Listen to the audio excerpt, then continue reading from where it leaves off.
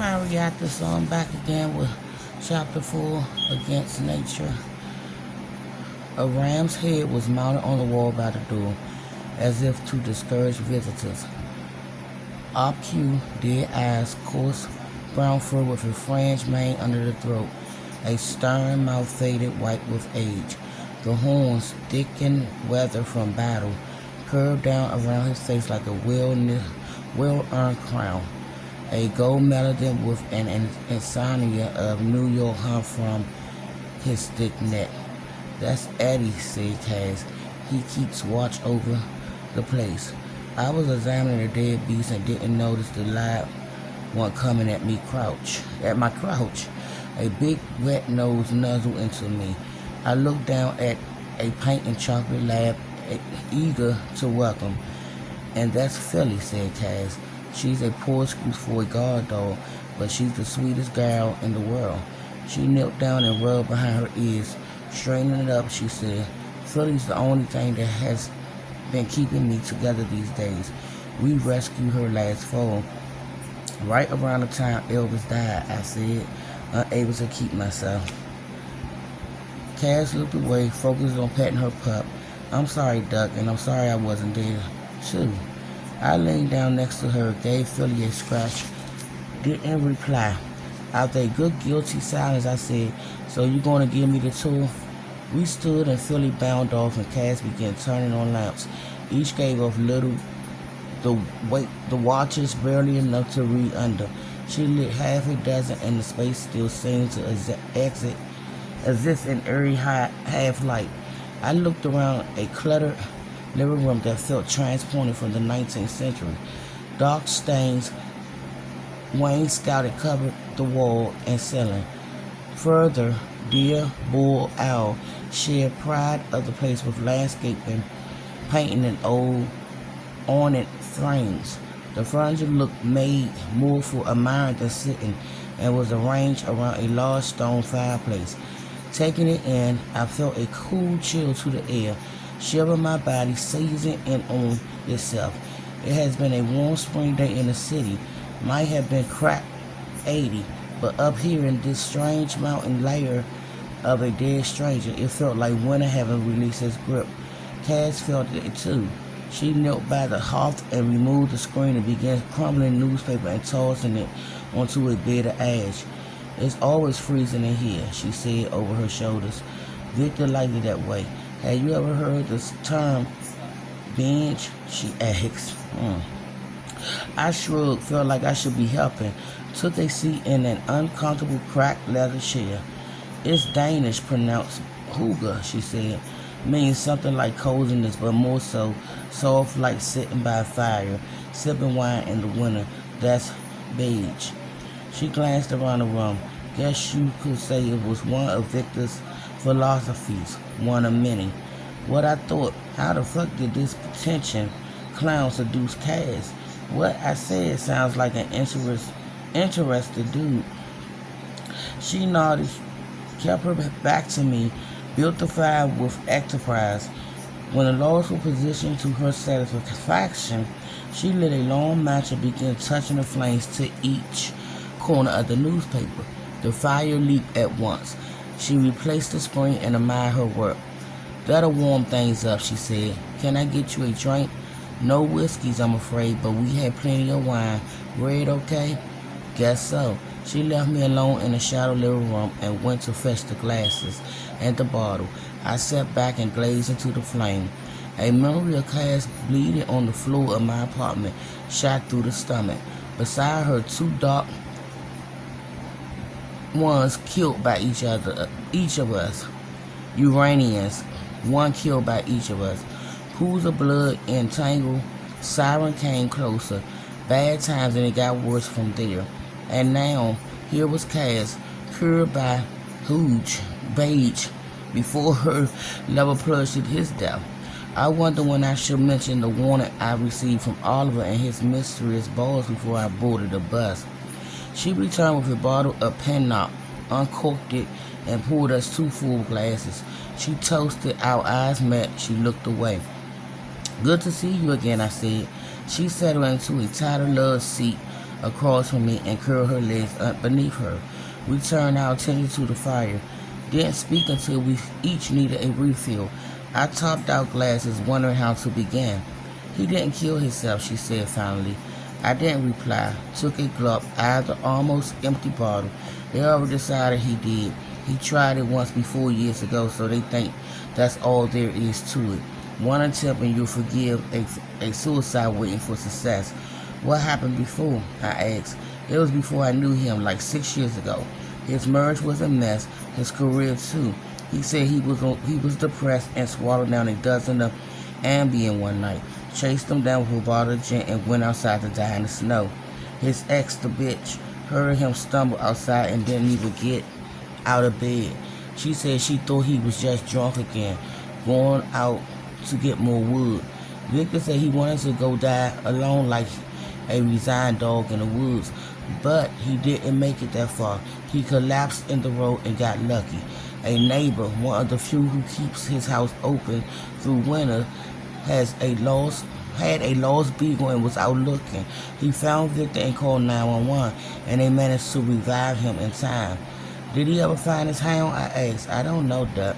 She reached for the bottle, drained the rest in her glass, didn't make a move to open another.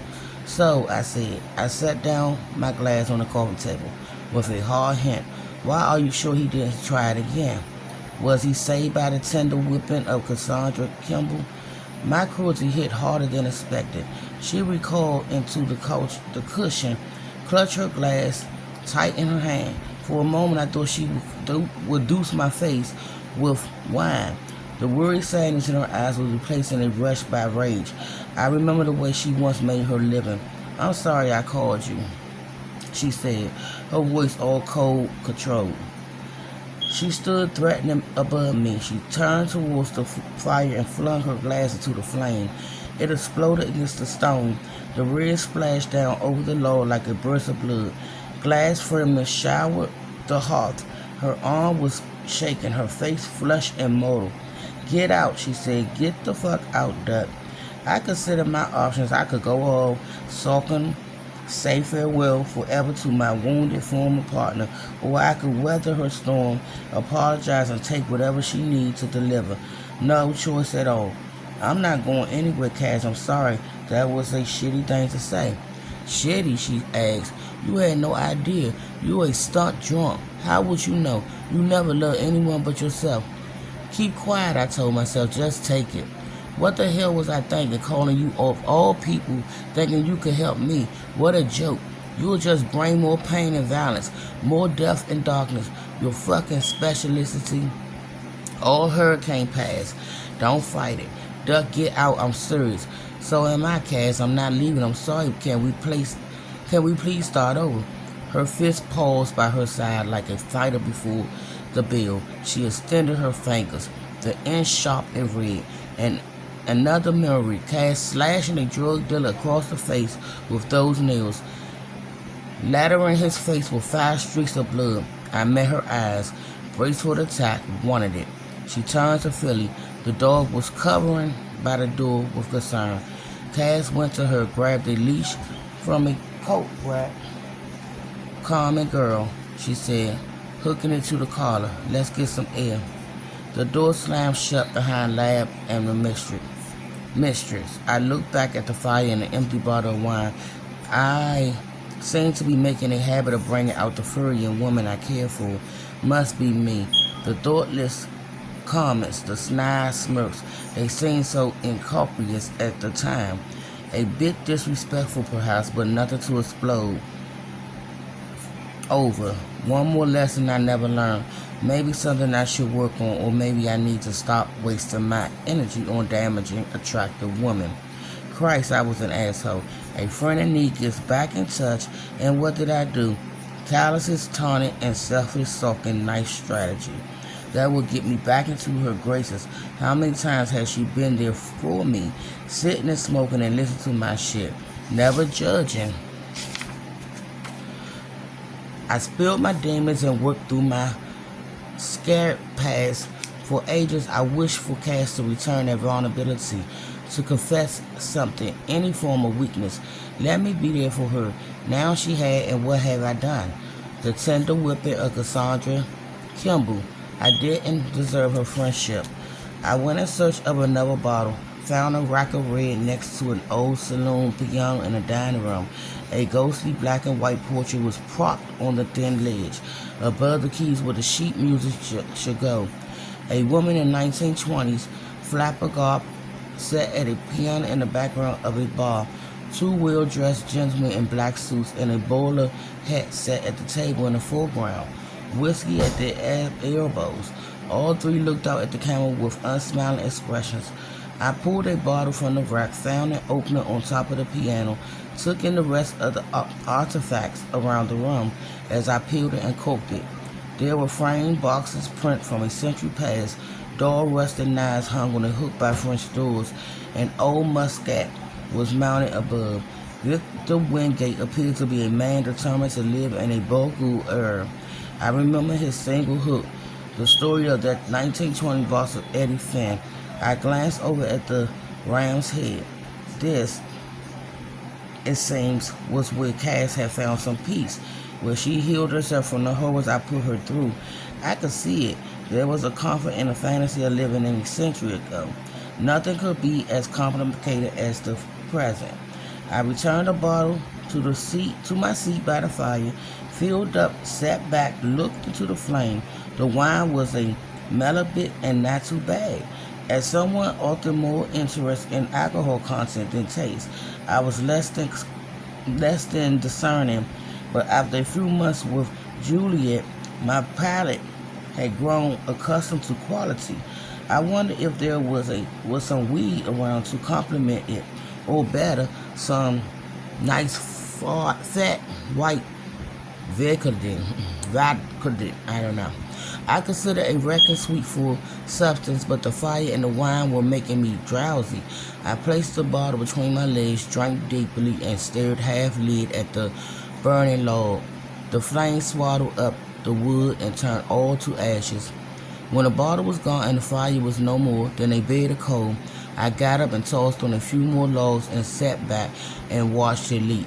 I moved rather unsteadily back to the piano and the wine, uncorked another and took a slug from the bottle, then topped off my stained glass. Didn't check what kind, didn't care. I was feeling surly and slurry and knew things would get ugly if Cass decided to return before I had the decency to pass out. Elvis died by my side in bed while she was off rescuing that bounding lad with her lover, leaving me to grieve in isolation. And I was the bad guy. I was cataloging her wrong against me when the door opened with a gust and she and Philly were back. Should have known, she said, nothing to the empty bottles before me. Nodding to the empty bottles before me. You can take me to the bus in the morning, I said. I crash right here, if that's okay with her highness. Whatever, Duck. As she poked at the fire, she added, by the way, Victor was working on something that was going to upset some people. Not that you give a shit. It was enough to fire up a blast of curious clarity, but I had to pretend not to feel it. I grunted and took a gulp at an empty glass. Then I closed my eyes and did not dream. And I'll be back with chapter 5. Bye, my reactors.